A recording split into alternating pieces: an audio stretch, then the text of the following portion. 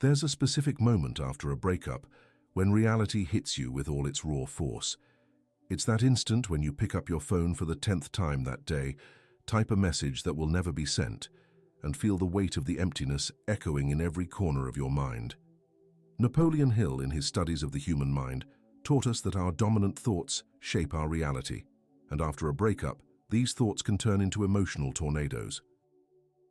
The first thing men can't stand after a breakup is precisely this: the lack of control over their own thoughts. Do you know this feeling?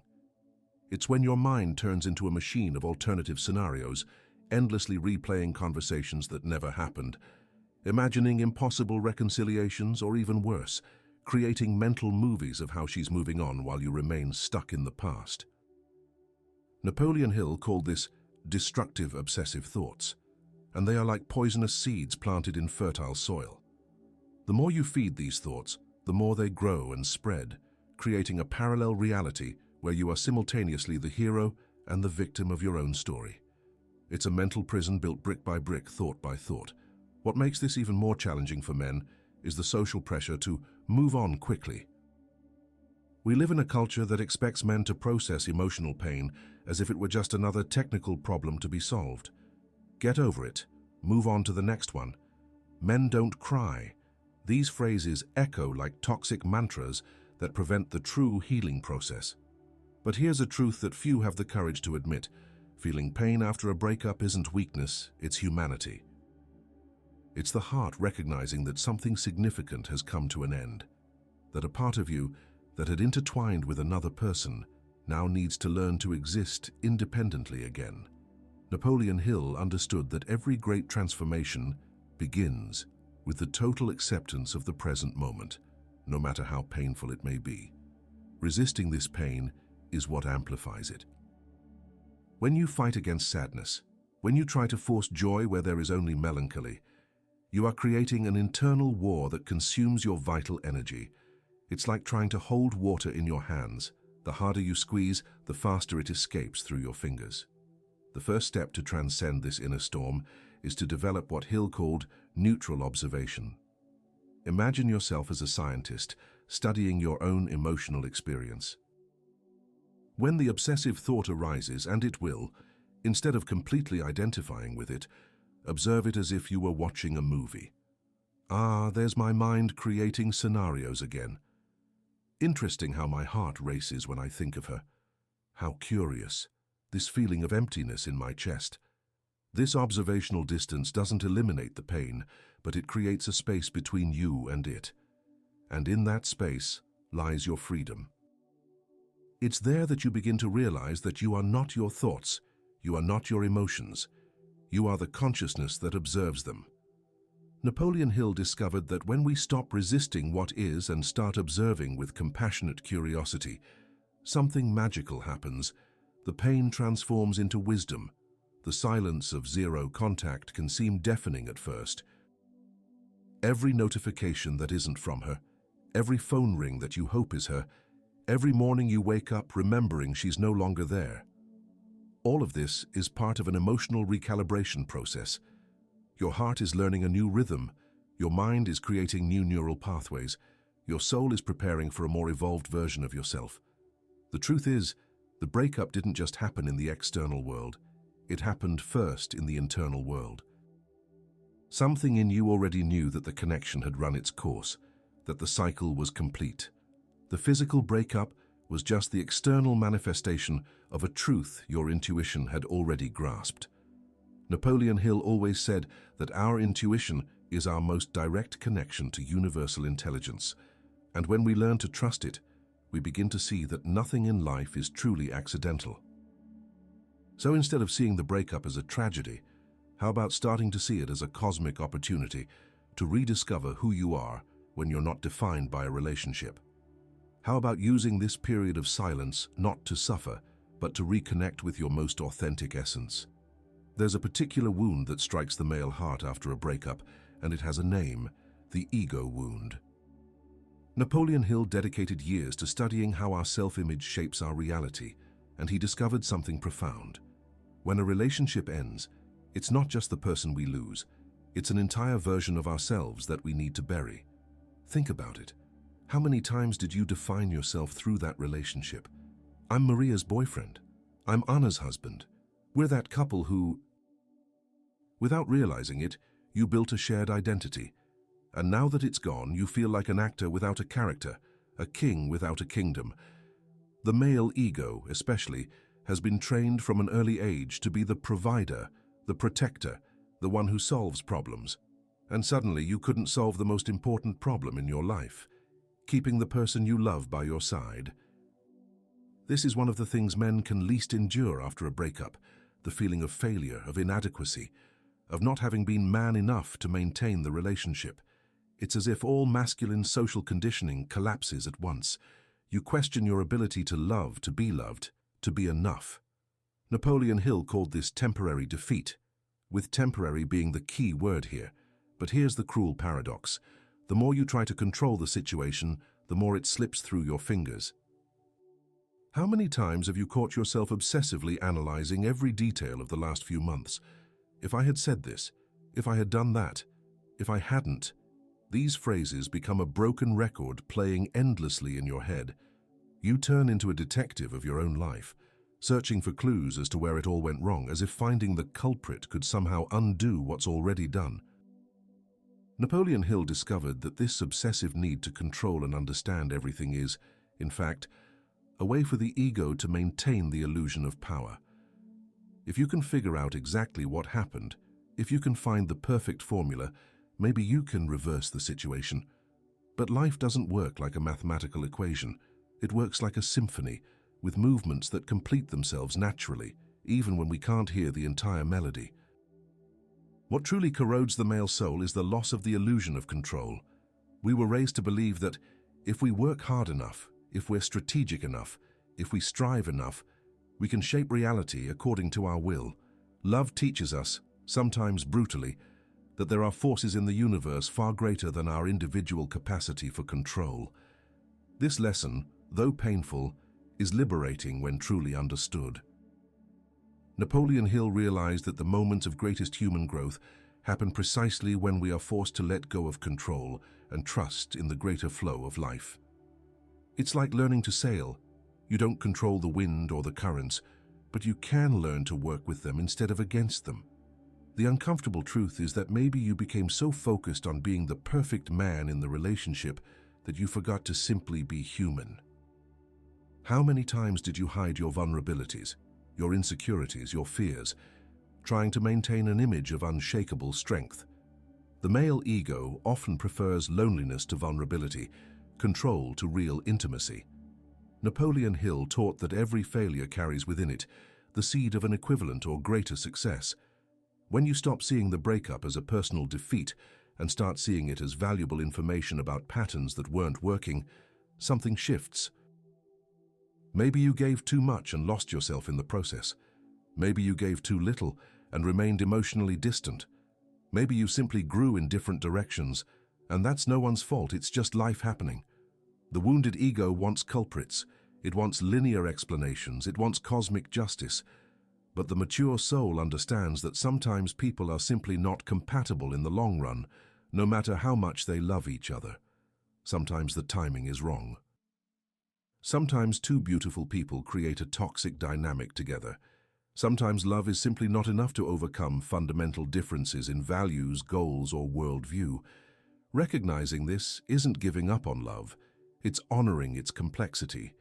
It's understanding that you can love someone deeply and still not be the right person for them at this moment in life.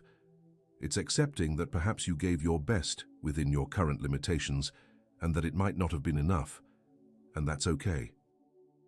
Healing begins when you stop trying to understand everything and start honoring what was lived. When you stop judging yourself for not being able to make the relationship work and start thanking yourself for having had the courage to love intensely. Napoleon Hill always said that courage is not the absence of fear, it's acting in spite of fear. And loving, especially after being hurt, is the greatest act of courage there is. There's a particular hell that opens up after a breakup, and it has a specific address: social media.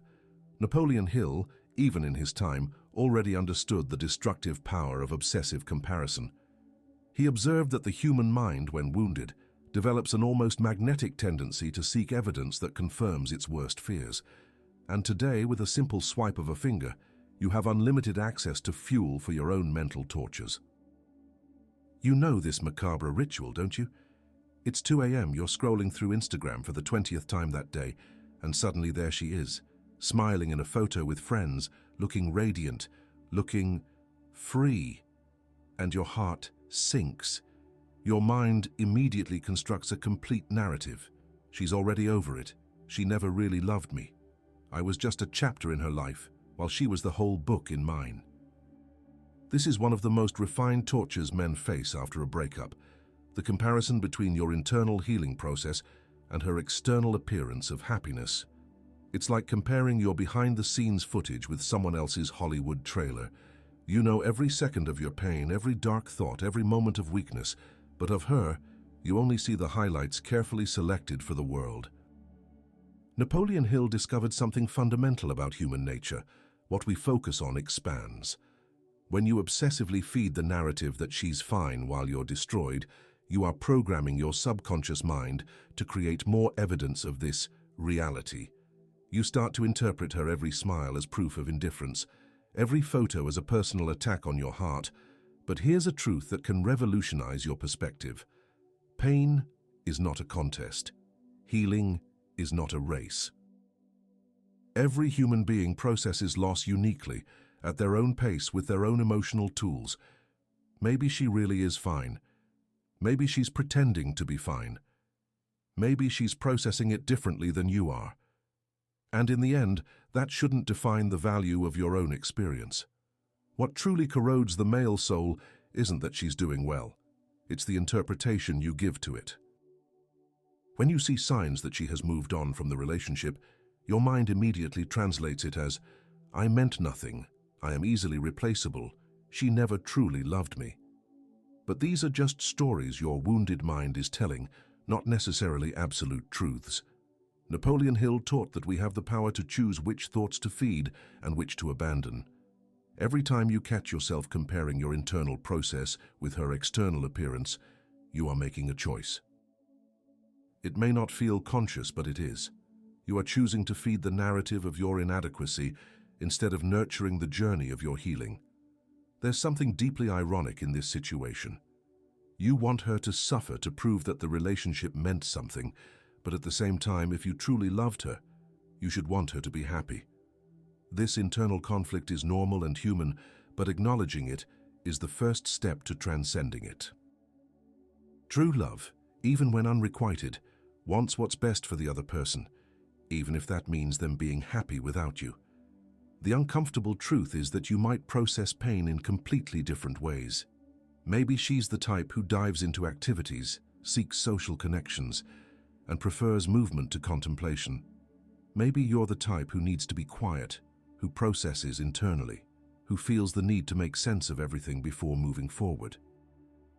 Neither way is superior to the other. They are just different styles of navigating the emotional storm. But there's something even deeper happening here. When you fixate obsessively on how she is handling the breakup, you are avoiding looking at your own healing journey. It's easier to focus on her life than to face the emptiness in yours. It's simpler to create theories about her feelings than to dive into your own.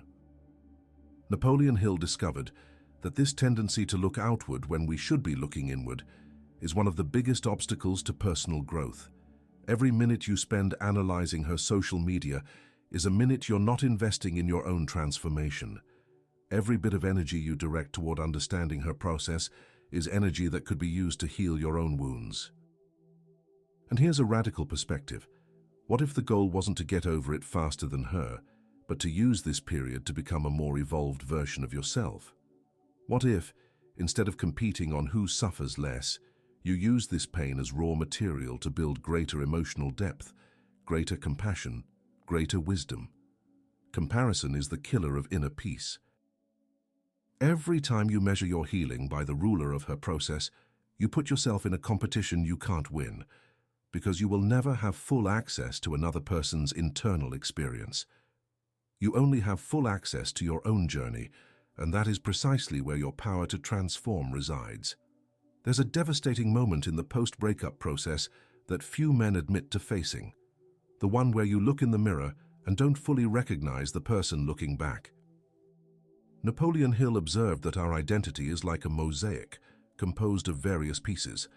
And when a significant relationship ends, it's as if someone has removed a considerable portion of those pieces, leaving gaps you don't know how to fill. During the relationship, you gradually became a version of yourself that existed in relation to her. Your routines were shaped around your dynamic as a couple. Your weekends had a specific format. Your future plans automatically included a second person. Your decisions were made considering the impact on us, and now suddenly there is no more us, there is only me. And this me feels strangely incomplete, like a symphony playing with only half its instruments. This is perhaps one of the most disorienting experiences a man faces after a breakup. The rediscovery of who he is when he's not someone's boyfriend, husband, or partner. It's as if you lived for so long as a part of a larger whole that you forgot how to exist as a complete and independent unit. Napoleon Hill called this a borrowed identity, when we define our worth and our essence through our external relationships. How many times have you caught yourself thinking, what did I do before I met her? Or what did I like when I was single? These questions may seem simple, but they reveal something profound. At some point on the journey, you may have lost touch with your individual essence, not out of malice or weakness, but because loving deeply often means merging aspects of our lives in ways we don't always notice while it's happening. What makes this particularly challenging for men is that our culture rarely teaches us to develop an intimate and nurturing relationship with ourselves. We are taught to be providers, conquerors, problem solvers, always in relation to something or someone external. The idea of simply being with oneself, of finding completeness in one's own company, can seem strange, even frightening. Napoleon Hill discovered that moments of apparent emptiness are actually disguised opportunities for reconnection with our most authentic essence. When all external distractions are removed, when we no longer have the role of boyfriend to play, we are forced to meet who we really are beneath all the social and relational masks. This process can be terrifying because you might discover that you don't completely enjoy your own company. Maybe you spent so much time focusing on being what she needed that you lost touch with what you truly want. Maybe you suppressed aspects of your personality that didn't fit well into the relationship dynamic. Maybe you abandoned dreams, hobbies, or friendships that weren't compatible with your life as a couple. But here is the hidden opportunity in this identity crisis. You have the chance to rebuild yourself consciously, to choose which aspects of yourself you want to keep and which you want to transform. It's like having a blank canvas to paint a more authentic and integrated version of who you are. Napoleon Hill taught that every crisis carries within it the potential to elevate us to a higher level of consciousness and self-understanding. Solitude, which at first feels like a cruel punishment from the universe, can become your greatest ally in this process of rediscovery. When you stop trying to fill the void immediately, whether with another person, excessive work, or various distractions, and allow it to simply exist, something magical happens. The void reveals itself not to be truly empty, but full of unexplored potential. You begin to rediscover small pleasures you had forgotten. The taste of a coffee sipped slowly on a Saturday morning. The feeling of listening to a song that touches your soul without needing to explain why it moves you.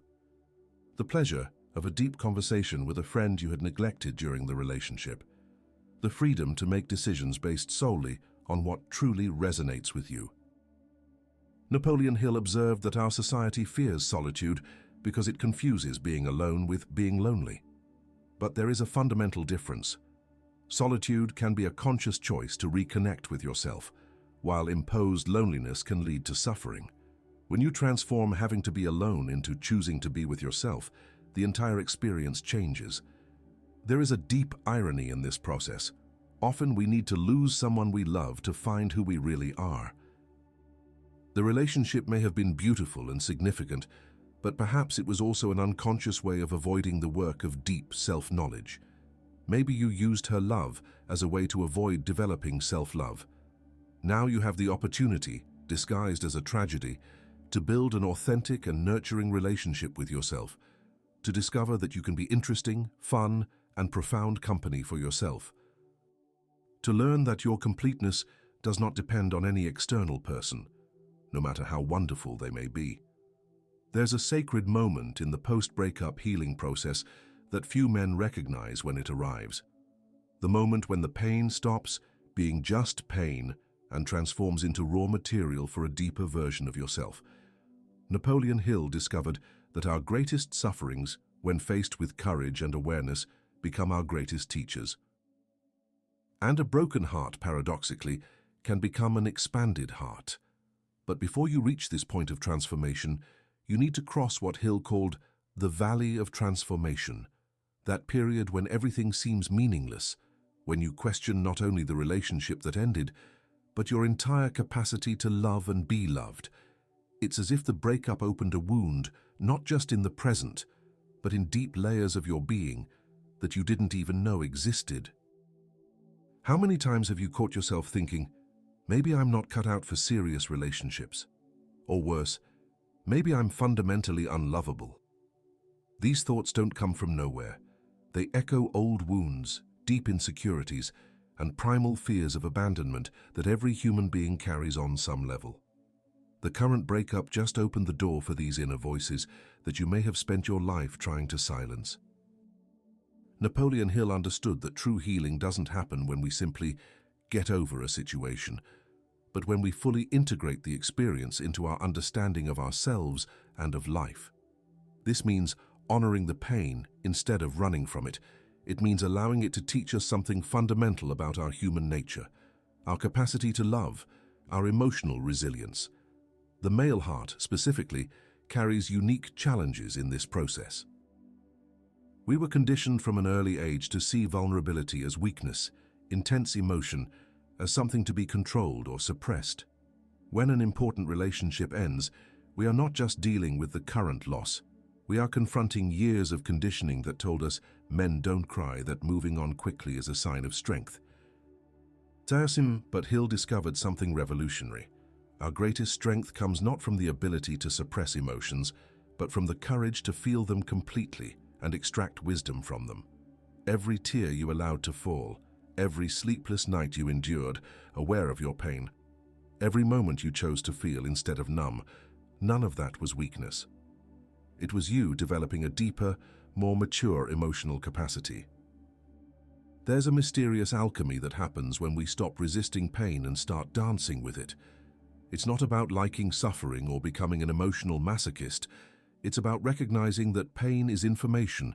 It's the heart communicating that something important has been lost, that something significant has come to an end, that a part of you needs time and care to reorganize itself.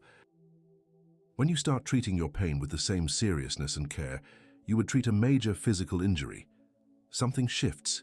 You wouldn't run a marathon with a broken leg, so why do you expect your heart to function normally right after it's been broken? Emotional healing, just like physical healing, requires time, patience, and the proper care. Napoleon Hill observed that the men who emerged stronger and wiser from ended relationships were those who used the recovery period not to run from themselves, but to dive deeper into their own development. They transformed the energy they once directed toward the relationship into fuel for personal growth, self-knowledge, and the expansion of consciousness. This doesn't mean you have to become a monk or completely abandon the idea of loving again. It means you can use this period to develop qualities that will make you not only a better partner in the future, but a more complete and fulfilled person, regardless of whether you are in a relationship or not. Perhaps you'll discover a capacity for compassion you didn't know you possessed, not just for others but for yourself. Perhaps you'll develop a deeper patience with your own emotional processes. Perhaps you'll learn the difference between being alone and being lonely, between emotional independence and coldness, between self-love and narcissism. Hill realized that the most painful experiences in life have the potential to connect us with deeper layers of our humanity. When you go through the pain of a broken heart with awareness and courage, you don't just survive, you become more capable of understanding and holding the pain of others. You develop an empathy that cannot be learned in books, a wisdom that only comes from lived experience. The man who emerges on the other side of a significant breakup, if he has done the necessary internal work, is not the same one who entered the experience. He carries scars, yes, but scars that tell stories of battles faced and overcome.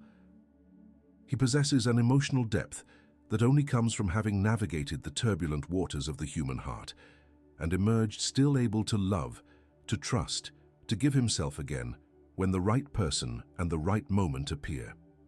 There's a specific moment in the post-breakup journey that marks a fundamental turning point, when you realize you're no longer just surviving the pain, but growing through it. Napoleon Hill called this phenomenon emotional transmutation, the alchemical ability to transform destructive energy into creative force. It's the moment you look back and realize that the person you were before the relationship couldn't have handled the challenges you are now facing with relative serenity. This rebirth doesn't happen dramatically like in the movies. It's not a beam of light descending from the heavens on a special morning. It's more subtle, more organic, like a plant slowly growing through concrete. You simply notice on an ordinary day that you woke up without the familiar weight on your chest, that you went a few hours without thinking about her, that you genuinely laughed at something silly a friend said, that you planned something for the future without automatically including a second person in the equation. Napoleon Hill discovered that all the great leaders and achievers he studied had one thing in common. They had faced devastating defeats and used those experiences as fuel to become superior versions of themselves. A broken heart, when faced with courage and wisdom, can be one of life's greatest universities, teaching you about resilience, compassion, authenticity, and the impermanent nature of all things. What men often don't realize during the most intense period of pain is that they are being forged like steel, through fire and pressure. Every sleepless night you spent processing complex emotions, every time you chose to feel instead of numb, every moment you resisted the urge to send that desperate message, all of it was building emotional muscles you didn't know you had. The man who emerges from this process carries a different quality within him. There's an inner solidity that wasn't there before, a quiet confidence that comes from having weathered emotional storms and survived to tell the tale. He has learned that he can break and rebuild himself, that he can love deeply and continue to exist, even when that love is not reciprocated or doesn't last forever. This new version of you understands some fundamental truths about love that the previous version only intuited. You understand that loving someone doesn't mean losing your individual identity, that it's possible to maintain your emotional autonomy while genuinely giving yourself to a connection, that healthy relationships amplify who you already are, rather than filling fundamental gaps in your self-esteem. Napoleon Hill observed that real emotional maturity manifests not in the absence of pain, but in the ability to feel deeply without being completely swept away by the experience. The man who has been through the fire of a broken heart and done the necessary internal work has developed this rare ability. He can love intensely while maintaining his center. He can give himself completely without losing himself in the process. There is also a more sophisticated understanding of what constitutes a truly compatible relationship. You are no longer willing to accept connections based solely on sexual chemistry or emotional convenience. You have developed the discernment to recognize when someone is genuinely compatible with your values, goals, and vision for life. You have learned the difference between temporary passion and lasting compatibility. This new wisdom extends beyond romantic relationships. You become more selective with your friendships, more conscious of how you invest your emotional energy, clearer about your boundaries and needs. Hill discovered that people who go through profound processes of transformation emerge with a greater capacity to create authentic and nurturing relationships in all areas of life. What is perhaps most surprising is discovering that you can be grateful for the experience of the breakup, not because it was easy or pleasant, but because it was necessary for your growth. You recognize that the person you were before was not ready for the kind of mature, conscious love you now seek. The relationship that ended was perfect for who you were at that moment, and the fact that it ended created the space for you to become who you were destined to be. Napoleon Hill taught that every seemingly negative event carries within it a seed of an equivalent or greater benefit. When you finally manage to identify and cultivate this seed in the context of your breakup, you complete the alchemy of transformation. The pain becomes wisdom, the wound becomes strength, the experience becomes a treasure of understanding that no one can take from you. The warrior who emerges from this process is not someone who will never be hurt again. He is someone who has developed the ability to heal consciously, to love courageously, even knowing that all love carries the risk of loss, to give himself completely while maintaining his individual integrity. He has understood that to have loved and lost is still infinitely better than to have never loved at all for fear of the pain. This is the true triumph over the breakup, not forgetting or indifference, but the conscious integration of the experience into a wiser, more compassionate, and more authentic version of yourself. You have become someone capable of honoring what was lived without being a prisoner of the past, someone prepared to create something even more beautiful in the future.